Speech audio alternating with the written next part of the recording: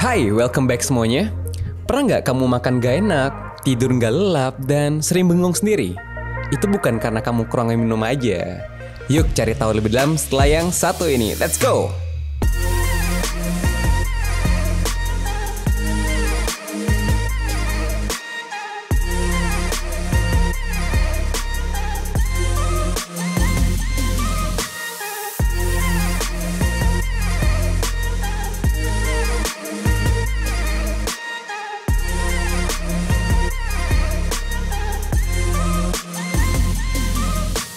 Dengan opening seperti itu, kayaknya kita udah bisa dapat iklan air minum sih. Oh, kamu bilang apa sih tadi, bukan karena kurang minum aja ya? Ya ampun, saya tidak didengar. Aku dengar, tapi tadi kamu gak nyebut brand kan? Enggak.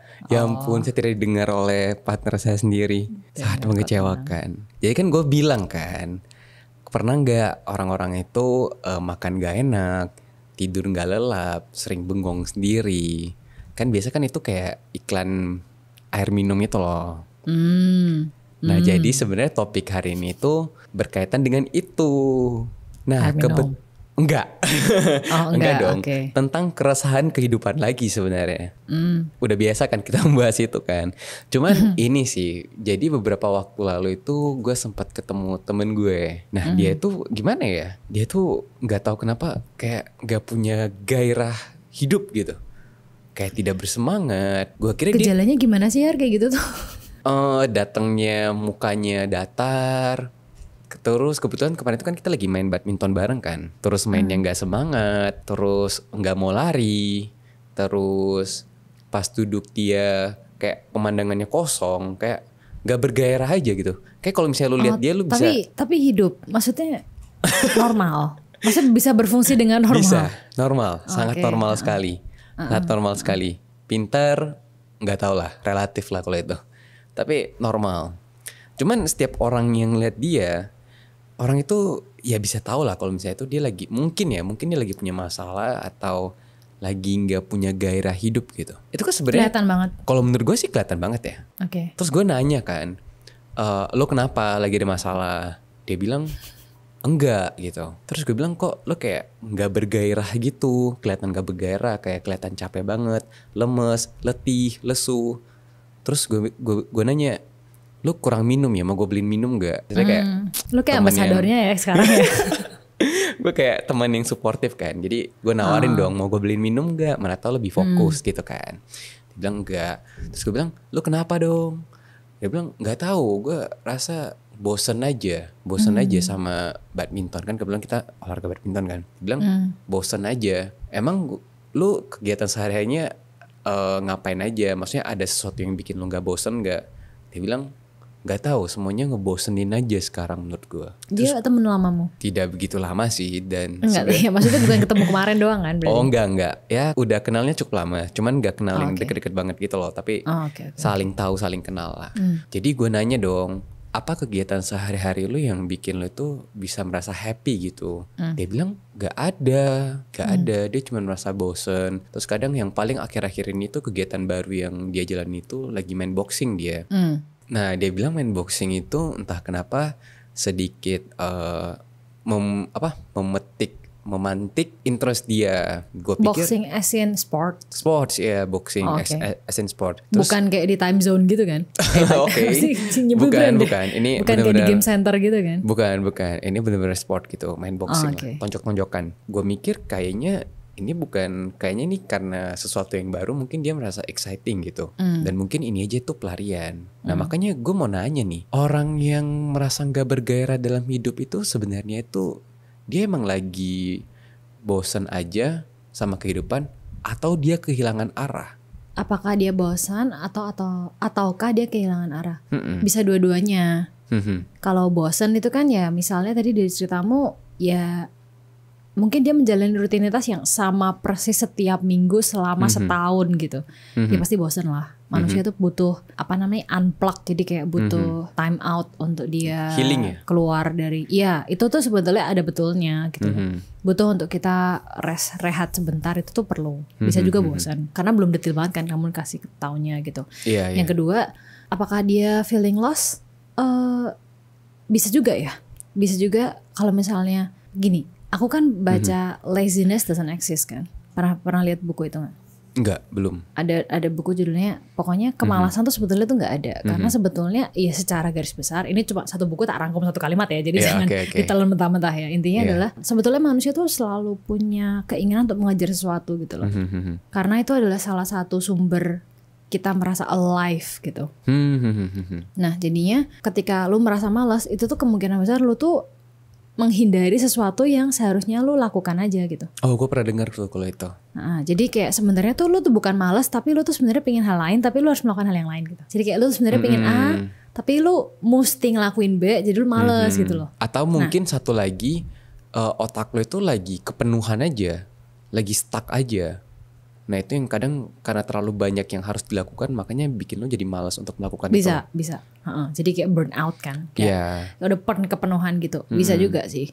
Nah jadinya hal pertama, jadi sebenarnya kalau aku sama teman-temanku yang bosen gitu ya, kalau aku dengerin ceritanya gitu, aku pasti nanya, sebetulnya kegiatan lo tuh apa.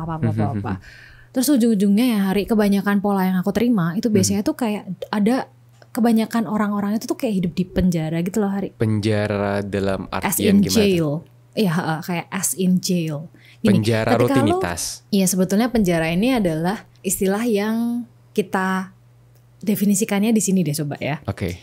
Ketika lu masuk di lapas, gitu ya, orang tuh kan nggak mau di lapas memang bukan hanya karena orang tidak ingin memiliki catatan kriminal, tapi juga karena lu tahu lu akan kehilangan momen hidup lu kan. Karena di lapas kan lo dibatasi banget, ngerti gak sih? Kayak ada aturan yang seharusnya ya Hari ya, yang seharusnya ada aturan. Yang mesti kita berdiri yang seharusnya dulu.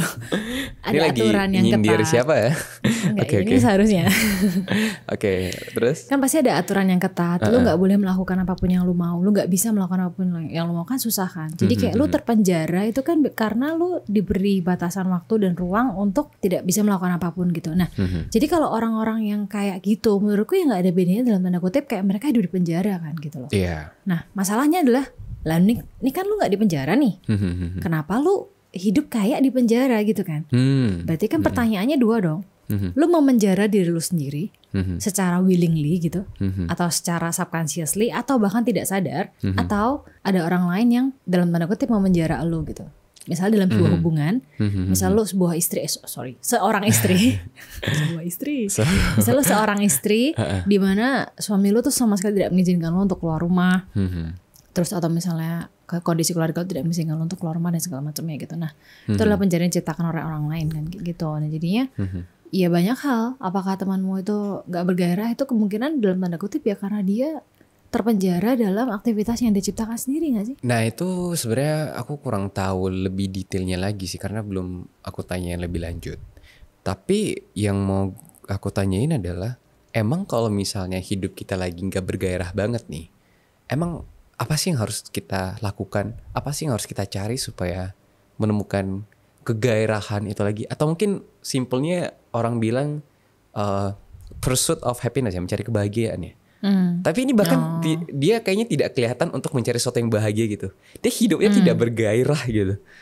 Itu gue nggak ngerti. Ini ya, kayak daun terbang jatuh gitu, tiung gitu aja, ngikutin aja gitu kan. Iya. Menurutku sebetulnya ada beberapa grand teori tentang happiness yang pernah aku baca dari beberapa filsuf, beberapa penulis, sebenarnya nggak beberapa, jadi banyak sih sebenarnya, tentang bagaimana cara seseorang untuk bisa menemukan kebahagiaan atau gairah lagi dalam hidupnya. Sebetulnya kan kalau lu bahagia kan lu pasti happy, seneng ngapain aja gitu kan. Kelihatan lah orang happy tuh kelihatan loh.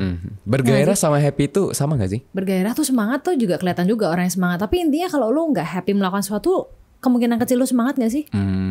Oke. Terus. Kalau lu terpaksa melakukan sesuatu atau melakukan sesuatu itu karena rutinitas aja, kayak nggak kelihatan happy juga kan? Tapi kalau bersemangat kan kayak kelihatan, wah gila ini orang berapi-api, kayak semangat gitu loh, ngeliat dia aja kita ikut semangat kan, ikut seneng gitu. Nah jadinya sebetulnya secara garis besar ya Hari ya, intinya orang itu biasanya akan menemukan semangat dari dua hal. Apa tuh? Pertama, kalau lu menemukan sesuatu untuk dilakukan yang buat lu seneng. Jadi something that makes you happy gitu ya. Something that you can do that makes you happy. Atau lu menemukan seseorang yang bisa membuat lu happy. Something to do ini kan luas banget kan. Apakah itu termasuk mencari nafkah atau mencari uang untuk keluarga gitu? sebetulnya kalau something to do-nya itu kamu harus menemukan makna di apa yang kamu kerjakan sih. Apapun maknanya itu bisa aja. Jadi kalau misalnya mencari nafkah untuk keluargamu itu membuat apa yang kamu kerjakan ini jadi bermakna, ya iya itu membuat kamu jadi bahagia gitu. Jadi kayak punya gairah hidup gitu loh Hari, kayak ya gue harus kerja, gue harus semangat kerja, kalau enggak keluarga gue nggak makan gitu. Tapi bukannya kalau misalnya kita mengerjakan sesuatu hanya melihat uangnya aja, bukannya itu bakal bikin kita unhappy juga? Enggak dong, kan dia nggak ngeliat uangnya. Kalau orang yang bekerja untuk membuat keluarganya bahagia, dia tuh bukan literally mencari uangnya loh. Uang ini hanya daya tukar atau alat tukar untuk memberikan kebahagiaan untuk keluarganya. Yang bahaya itu kan kalau kamu bekerja untuk uang, for the sake of getting the money gitu loh. Terus kayak uang ini buat apa nggak tahu gitu. Tapi kalau uang ini hanya alat tukar. Dengan alasan untuk membahagiakan keluarga. Kalau misalnya alasannya membahagiakan keluarga kan berarti not for the sake of money dong. For the sake of someone else's happiness. For greater good kan itu berarti. Loh tapi kan ada orang yang nyari uang sebanyak-banyaknya padahal mereka udah fine nih. Udah settle nih sebenarnya. Tapi terus ngejar uang. Tapi dengan backup alasan. Ya ini kan gue ngejar uang kan buat keluarga gue gitu. Iya kalau itu kan berarti keluarga juga gak sepakat nih. Berarti dia nyari alasan aja kan sebetulnya. Nah itu maksud gue.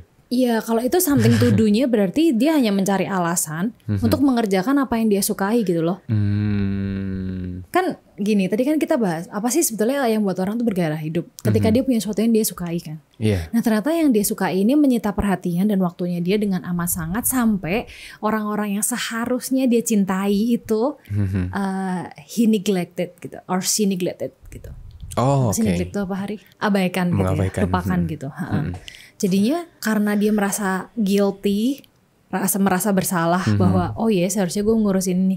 Tapi yang buat gue dalam tanda kutip bergairah hidup itulah apa yang dia kerjakan. Ya akhirnya dia akan melakukan apapun, memberikan alasan apapun untuk mengerjakan apa yang buat dia bergairah. Oke. Apakah salah? Ya tentu salah. Tapi ini kan yang kita bahas kan kita batasi limitasinya di apa sih sebetulnya yang buat menemukan makna hidup. Menemukan makna kehidupan. Kan lu masalahnya kan kayak di kenapa dia nggak bergairah hidup kan? Ya mungkin karena dia nggak menemukan sesuatu yang benar-benar bikin dia senang atau seseorang yang bikin dia senang gitu. Makanya ada orang yang kayak menjadikan anaknya sebagai semangatnya dia kayak gitu-gitu kan. Karena memang itu adalah sumber kebahagiaannya dia. Ada yang menemukan dari pasangannya, ada yang menemukan dari orang tuanya gitu. Jadi maksudnya someone to love itu membuat kita melakukan sesuatu yang bisa ada maknanya gitu. Karena gini, yang gue tahu adalah tidak gampang untuk menemukan sesuatu yang benar-benar membuat kita bergairah hidup. Itu tuh lebih susah daripada menemukan seseorang yang membuat kita mengerjakan apa yang membuat kita senang gitu. Karena ada for the sake of something greater good gitu loh. Oke. Kayak gitu. Makanya akhirnya itulah kenapa manusia itu akhirnya berpasangan.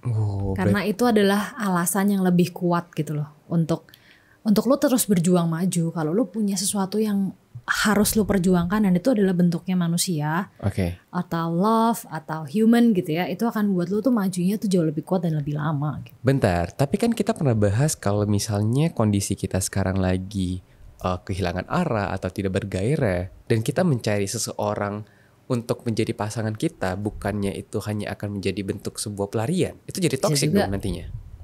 Bisa juga kalau cara lo salah, kalau lo bener-bener cuma nyari pelarian manusia for the sake of karena lu kesepian gitu ya. Yang penting ada manusia aja ya supaya itu salah. Bergairah. Loh, gimana dong? Harus find someone to love gitu dong. Ya kalau niat lu adalah menemukan seseorang yang memang lu sayangi gitu ya, ya niatnya nggak salah. Tapi kalau niatnya adalah mengisi kekosongan lu, itu salah dong.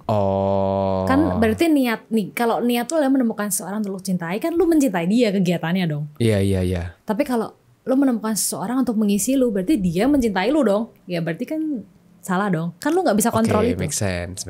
Kalau lu mencintai kan lu dalam tanda kutip lu punya power untuk lu berusaha memberikan yang terbaik untuk orang ini gitu kan. Tapi kalau lu ingin orang itu mengisi kekosongan lu, ya gimana kalau dia aja kosong gitu kan misalnya gitu loh.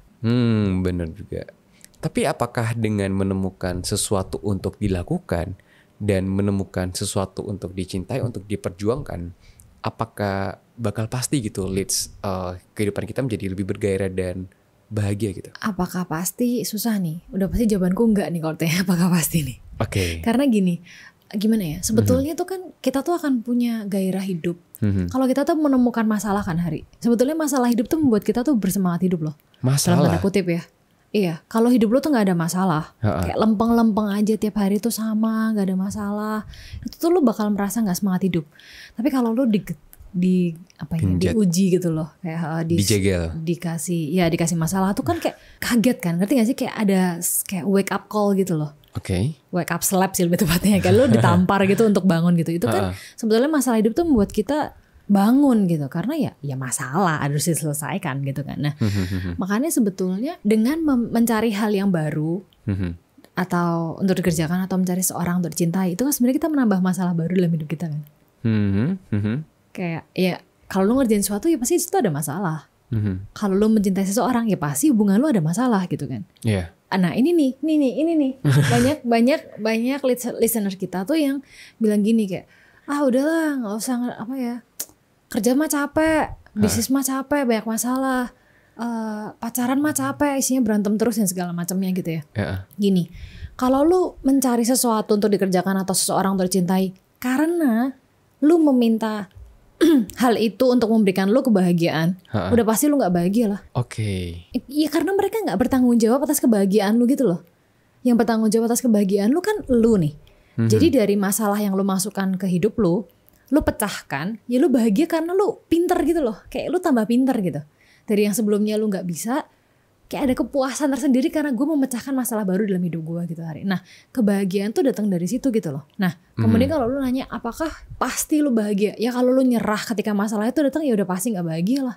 Gak usah dipertanyakan lagi itu mah. Lu cuman lu digebok dikit gitu lo kalah ya gimana? Udah pasti lu gak bahagia, lu pasti merasa loser, lu pasti merasa coward.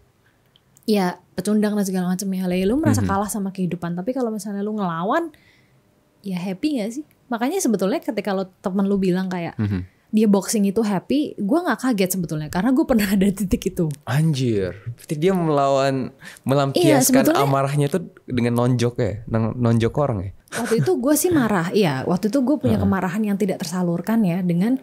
Tapi kan nonjokin orang kan ilegal ya. Makanya gue kickboxing tuh waktu itu. Nonjok samsak. Iya. Nonjok orang tapi ada samsaknya gitu. By the way intermezzo Civivi ini tuh black belt Muay Thai loh. Bentar, black belt Muay Thai. Di titik ini kalian harusnya bisa mulai pinpoint hoax sehari-hari. Enggak, tapi beliau pernah belajar Muay Thai dan jago. Itu pada saat gue penuh emosi pada hidup gue gitu. Nah ketika lo tadi bilang kalau teman lo tuh boxing, itu tuh gue nggak kaget karena boxing tuh kan ada sesuatu yang ada pelampiasan, ada sesuatu yang dilawan, ada sesuatu yang kayak gitu loh Hari. Jadi dia merasa dia berjuang untuk sesuatu, ya pokoknya ngelawan kehidupan daripada dia cuma ngikutin doang gitu loh. Berarti sebenarnya kunci kebahagiaan pada titik ini itu seharusnya kita udah sadar bahwasanya kebahagiaan itu cuma bisa kita dapatkan ketika kita memecahkan suatu masalah. Kalau kita nggak berhasil memecahkan masalahnya, berarti kita akan tidak bahagia terus tuh. Justru kebahagiaan datang dari gimana caranya kita bisa mecahin masalah itu gak sih? Kalau tidak berhasil gitu ya, memecahkan masalahnya, ya belum berhasil berarti. Ya cari terus lah. Kalau tidak berhasil, tergantung cara lu melihatnya ya. Kadang kayak misalnya ini nih, memang yang terkenal bikin mobil tuh kan Henry Ford ya, yang mencetuskan mobil gitu. Tapi yang literally bisa membuat mobil diproduksi secara massal tuh kan bukan Henry Ford atau generasi setelahnya tuh. Muridnya dia, dalam tanda kutip muridnya dia gitu. Jadinya ya kalau lu melihat bahwa Henry Ford seumur hidup nggak berhasil membuat mobilisasi seperti sekarang gitu, ya bisa juga lu ngelihat gitu. Atau lu bisa juga melihatnya, ya dia memecahkan masalah transportasi yang lebih cepat aja gitu. Jadinya pecah atau nggak pecah masalahnya itu, ya pecah atau nggak pecah masalah kan tergantung gimana lu nargetinnya aja kan. Berarti sebenarnya kebahagiaan itu bukan di resultnya dong kalau kayak gitu. Karena kan Henry Ford gak berhasil memproduksi mobil secara massal, tapi dia cuma pioneer teknologinya. Walt Disney juga gitu kok. Sepanjang hidupnya Walt Disney itu kan hidupnya naik turun tuh. Jadi pada saat Walt Disney sudah meninggal, salah satu reporter tuh ngomong ke istrinya kayak, sayang banget ya suami lu tuh nggak bisa ngelihat kerajaan yang seperti sekarang gitu kan. Terus lo tahu? Pernah dengar ceritanya. Oh iya, terus istrinya jawab, enggak, Walt Disney udah melihat itu saat dia udah hidup aja. Dia udah membayangkan apa yang akan dia punyai sekarang ini, cuma nggak terjadi di lifetime-nya dia aja gitu. Pertanyaannya, apakah Henry Ford dan Walt Disney bahagia? Wah, gue nggak pernah ketemu sih, BTW 1 ya, 2. Menurut gue sih bahagia atau nggak bahagia tergantung lu ngelihatnya aja. Tapi yang jelas dia punya sesuatu yang diperjuangkan seumur hidupnya, dan menurut gue itu hebat. Dan kita bisa lihat hasilnya gitu loh. Sesuatu yang dia perjuangkan seumur hidupnya dan kelihatan hasilnya sampai sekarang. Setelah sekian lama dia tidak ada ya, orang masih mencari-cari ini siapa sih yang mencetuskan gitu loh, ngerti gak sih? Itu kan menurut gue hebat banget ya. Berarti kebahagiaan itu masalah point of view dan penerimaan terhadap segala hal yang terjadi gak sih? Berdamai gitu. Iyalah, kan lu diajarkan di agama, bukan di ajaran Buddha. Oke. Ya kan? Di ajaran Buddha tuh kan penerimaan tuh penting banget kan? Iya sih? Semua agama kayak gitu gak sih? Kalau di agama cuman di agama gue lebih ditekenin aja sehari-hari. Karena ajaran agama Buddha itu memang sangat erat kehidupannya dengan kehidupan sehari-hari. Kok kita jadi bahas agama ya? Enggak, bukan agamanya, ajarannya. Ajarannya, iya. Jadi maksudnya kalau kayak gua tuh kan nomor satu yang ditekankan adalah cinta kasih.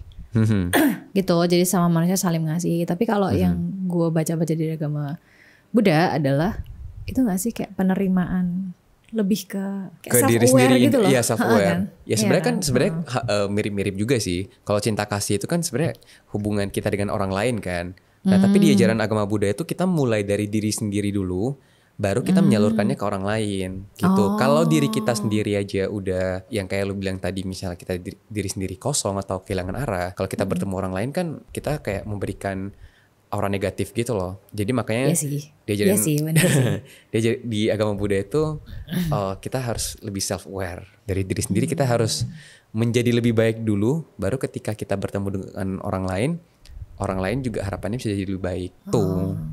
Iya sih, iya. Ya itu gue pernah dengar. Ya dari YouTube ya. Yang gue tonton.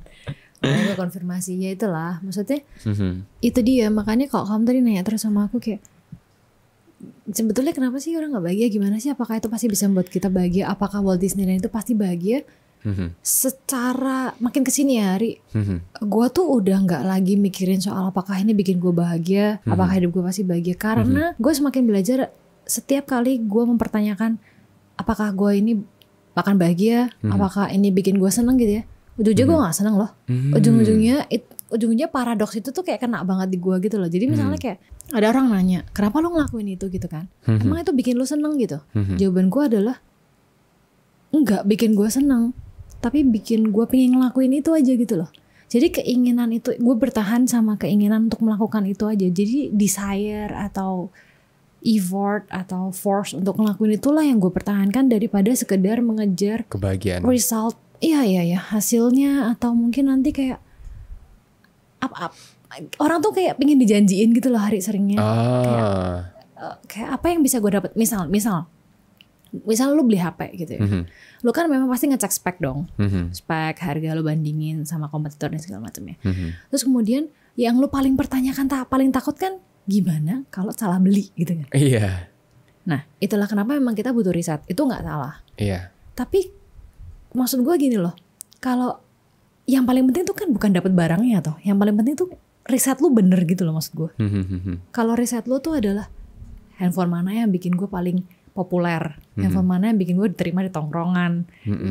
Itu yang menurut gue nanti ketika lu pegang barangnya, lu akan kecewa karena nggak bisa lu dapat gitu loh itu. Ngerti gak sih? Iya, kebayang. Kalau misalnya riset lu tuh adalah handphone mana yang kameranya paling bagus, gue butuh baterai paling lama apa segala macam. Ya udah, ketika lu nanti dapet, lu tuh punya basic untuk membandingkan gitu. Oh informasi ini salah nih, gue nggak mau nyari lagi dari dia, handphone ini kurang nih, kayak gitu loh.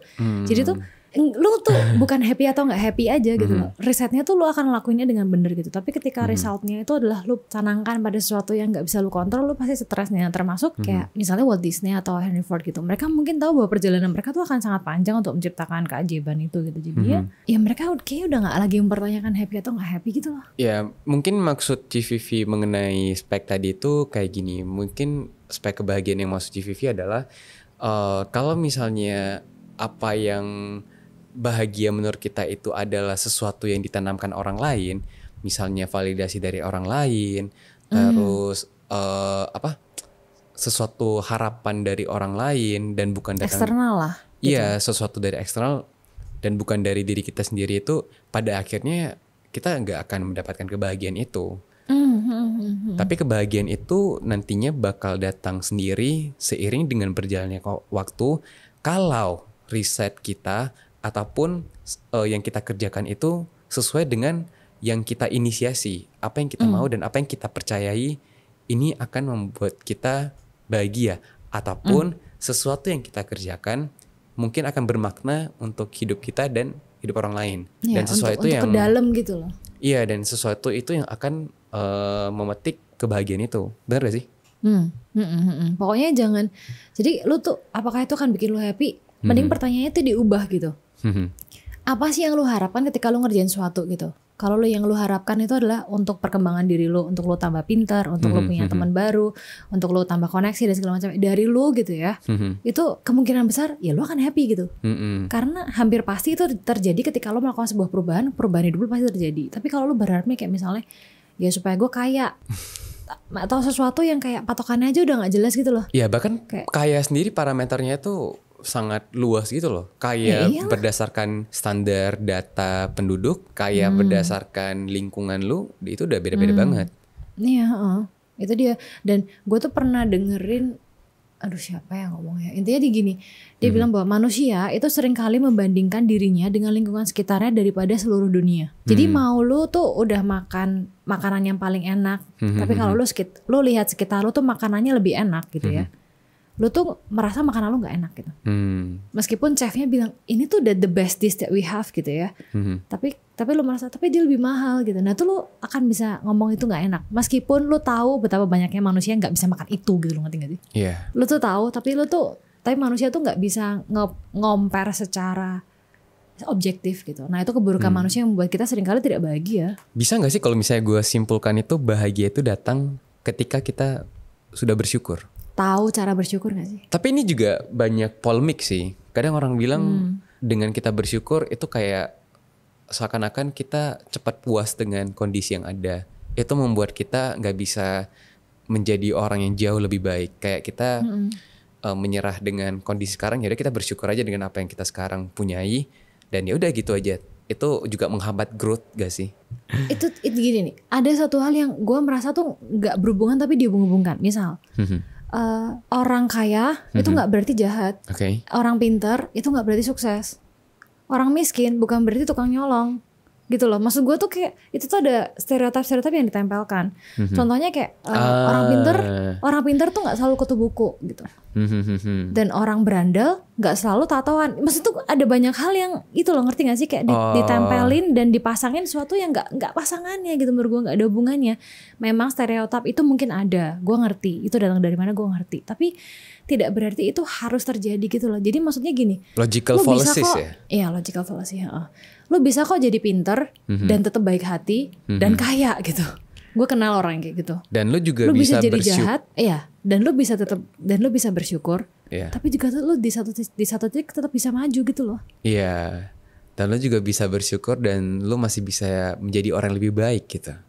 Iya, menurut gue tuh tidak berarti ketika lu bersyukur berarti lu harus laid back terus do nothing. Kan gue udah bersyukur gitu, kayak gak ada gunanya. Menurut gue. Dan bukan berarti orang yang maju terus itu tuh gak bersyukur tuh juga enggak gitu loh. Iya, itu gitu, cuma stereotip yang tidak benar gitu. Iya.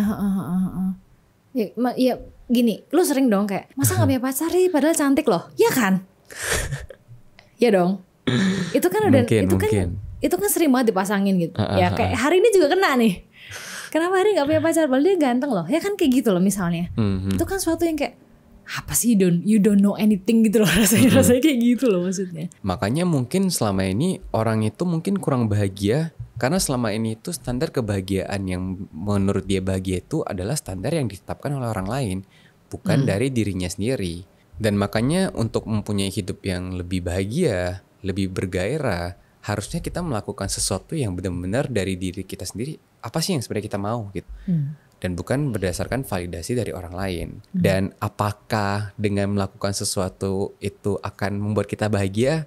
Sebenarnya ya balik lagi ke apa yang kita bahas tadi. Kebahagiaan akan muncul sendirinya seiring dengan berjalannya waktu ketika kita menyelesaikan sesuatu atau melakukan sesuatu yang lebih bermakna. Intinya mas selesain masalah itu bikin happy deh, beneran deh. Jadi jangan melarikan diri dari masalah hanya karena pada saat itu kamu tidak merasa bahagia. Iya benar. Dikit lagi, kayak satu step lagi gitu loh. Yes, benar, karena kebahagiaan itu hanya sedikit lagi di depan mata. Jadi bersabar, kalau misalnya hidup kalian lagi bermasalah, jangan khawatir karena semua hidup emang bermasalah. Iya benar, gue setuju. Benar. Oke, jadi mungkin itu aja buat episode hari ini. Semoga setelah mendengar episode hari ini kita dapat mulai menemukan kembali kebahagiaan-kebahagiaan yang sempat hilang. Dan mungkin itu aja untuk episode hari ini. Gue Hari, and until next time, bye-bye. Bye-bye. In